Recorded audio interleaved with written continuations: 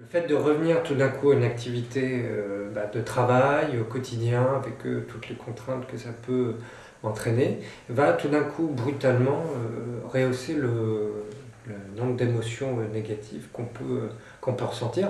Un exemple très concret, c'est par exemple quand vous rentrez de vacances, que vous passez de l'étranger et que tout d'un coup vous prenez le RER, le métro, vous arrivez le soir, il n'y a plus rien dans le frigo. Enfin, vous voyez, d'un coup, vous avez déjà entre l'aéroport et chez vous tout un tas d'émotions négatives et ça commence là en fait. Et très rapidement, en fait, ça veut dire que le niveau de bien-être va avoir tendance à diminuer. Et quand le niveau de bien-être diminue, en fait, on a moins envie de s'engager dans les choses, on est moins motivé. Il faut savoir qu'il y a des comportements de santé, des comportements qui permettent de faire en sorte que le corps et l'esprit aillent bien, manger sainement, faire du sport, dormir correctement, se relaxer assez régulièrement. Et ça, c'est des habitudes que naturellement, on va mettre en place pendant les vacances. Or, ce qu'on peut observer, c'est que tout d'un coup, pris par la charge de travail, on va mettre toutes ces habitudes à la trappe, on va arrêter le sport qu'on faisait quasiment régulièrement, par exemple pour certains pendant les vacances. On va, plutôt que manger des salades et des fruits, et tout d'un coup se remettre à manger de la nourriture rapide, avec des horaires parfois décalés. On va plus prendre de temps de pause. Enfin, vous voyez, tout d'un coup, on passe de bonnes habitudes à des habitudes plutôt néfastes pour la santé. Donc là, j'ai envie de dire qu'on conserve le plus longtemps possible ces habitudes, parce que ça a un impact sur le physique et naturellement, ça a un impact sur le niveau de bien-être psychologique. Faire attention à ne pas se poser des grandes questions existentielles à la rentrée. Naturellement, d'un coup, on a un niveau de bien-être qui a tendance à diminuer, donc on va se poser des questions. On va dire, qu'est-ce que je peux faire pour arranger la situation? Et très rapidement, on peut arriver à la grande question de est-ce qu'il ne faut pas que je change de carrière? Est-ce qu'il ne faut pas que je change de mari, de femme, de chien, de lieu de travail, peut-être d'appartement? Voilà, d'un coup, on va se poser des grandes questions. Qu'est-ce qui fait que tout d'un coup la vie est si dure, il y a la crise, il y a la grippe. On va tout d'un coup vraiment se focaliser finalement sur des éléments qu'on ne contrôle pas.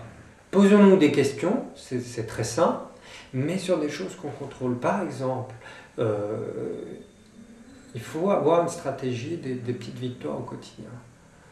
Tout simplement, par exemple, identifier au cours de l'année qui vient de s'écouler les moments où on se faisait réellement plaisir au travail.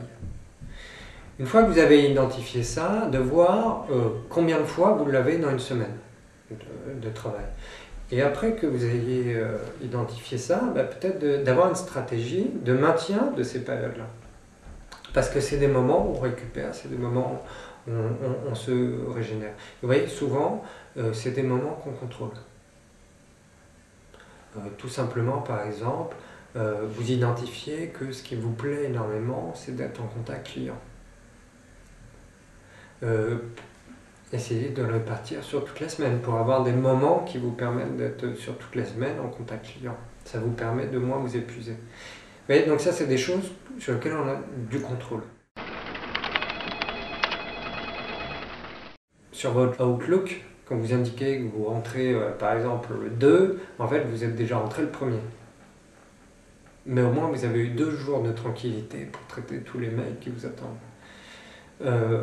Par rapport à ça aussi, prévoyez des réunions de lancement avec vos équipes et des entretiens de redémarrage à ce moment-là. Ne passez pas tout de suite à l'action avec vos équipes. Or, qu'est-ce qui se passe? Tous les dossiers se sont accumulés, certains pendant le mois d'août, et donc généralement les managers sont happés par l'action et vont commencer à remettre dans l'action directement leurs équipes. Or, ces équipes, elles ont besoin de 2 choses.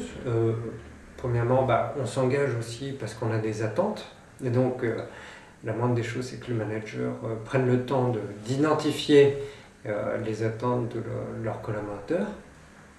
Rien que de les identifier, c'est déjà quelque chose qui va motiver les collaborateurs.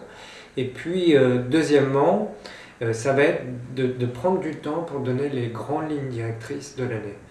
Pourquoi? Parce que ça permettrait d'avoir des boussoles et donc de réduire l'incertitude. Et on sait bien que dans une période pas facile, tout ce qui peut réduire l'incertitude, encore une fois, va augmenter le niveau de bien-être émotionnel. Donc ça, c'est très important de l'anticiper, j'ai envie de dire la plupart du temps, même avant de partir en vacances, pour l'inclure dans l'agenda du manager. Au même titre, pour un collaborateur ou un cadre, c'est très important que lui aussi fasse ce travail-là dans les 2 premières semaines de la rentrée.